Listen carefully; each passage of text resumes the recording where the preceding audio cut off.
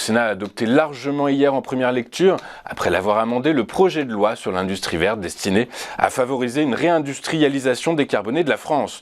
Le vote de ce texte porté par les ministres de l'économie Bruno Le Maire et de l'industrie Roland Lescure a été acquis par 251 voix pour et 12 voix contre, les écologistes ayant voté contre et 80 abstentionnistes, les socialistes et les communistes. Il devrait être au menu de l'Assemblée nationale lors de la deuxième semaine de juillet.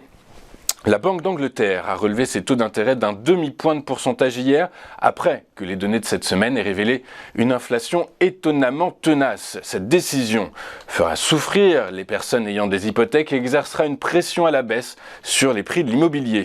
La décision en faveur d'une 13e hausse consécutive porte le principal coût d'emprunt des banques commerciales au Royaume-Uni à 5%, le niveau le plus élevé depuis avril 2008. En effet, contrairement à la tendance observée aux États-Unis et en Europe, l'inflation sous-jacente, c'est-à-dire la hausse des prix moins la volatilité des coûts alimentaires et énergétiques qui est un meilleur indicateur de la tendance sous-jacente des prix, eh bien cet indicateur a augmenté le mois dernier, atteignant un sommet de 31 ans à 7,1%. Les marchés financiers s'attendent désormais à ce que le taux d'intérêt de référence de la Banque d'Angleterre atteigne 6% au début de l'année, un niveau jamais vu depuis plus de 2 décennies, et ce dans la bataille toujours plus désespérée pour contrôler la hausse des prix. C'est donc une mauvaise nouvelle pour plus de 2 millions de titulaires de prêts hypothécaires qui se préparent à une forte augmentation de leurs factures mensuelles lorsqu'ils seront obligés de la refinancer cette année et l'année prochaine. Ford et son partenaire sud-coréen de fabrication de batteries SK On ont convenu d'un prêt de 9,2 milliards de dollars du département américain de l'énergie dans le cadre des efforts du président Joe Biden pour accroître la production de véhicules électriques aux États-Unis. La coentreprise utiliserait les fonds pour construire 3 usines de batteries de véhicules électriques, 2 dans le Kentucky et 1 dans le Tennessee.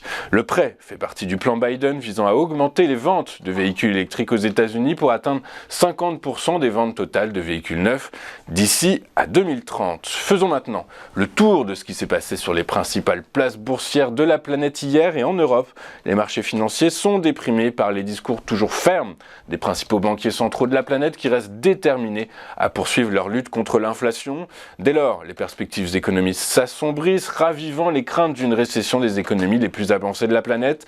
Les investisseurs ont bien noté que les banques centrales d'Angleterre, de Norvège, de Suisse et de Turquie ont toutes relevé leur taux d'intérêt.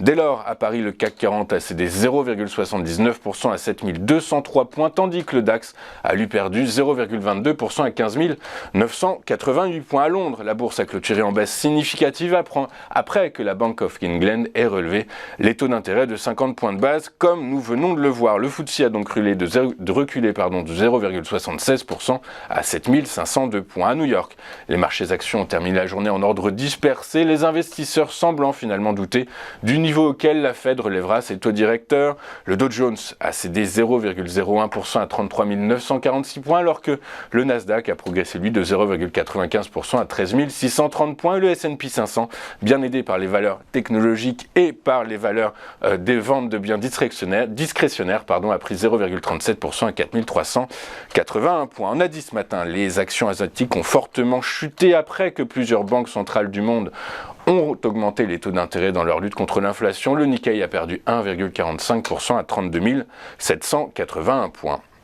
En France, seul le secteur de la santé a réussi à maintenir la tête hors de l'eau. Il a pris 0,1%.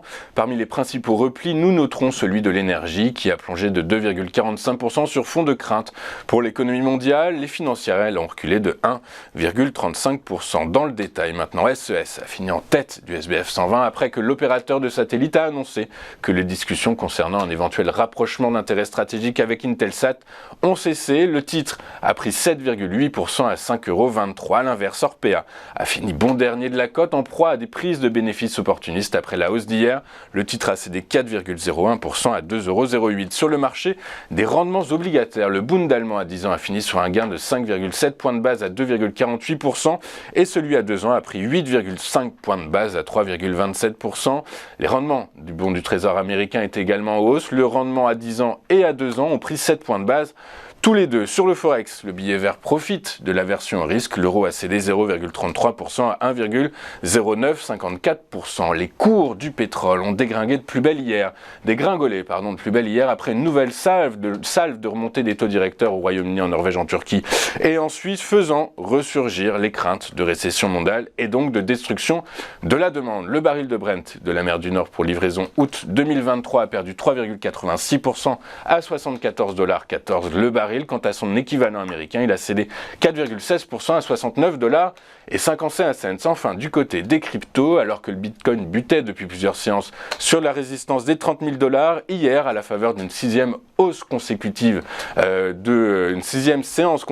de hausse, il a clôturé à 30 060$. L'Ethereum a lui aussi réalisé une sixième séance consécutive de hausse et s'est changé hier à 1879$ l'unité. Nous allons marquer une toute première pause dans cette édition du 23 juin et juste après, nous retrouverons comme convenu en plateau Antoine Quesada qui décryptera pour nous les premiers échanges à la Bourse de Paris. A tout de suite sur TV Finance.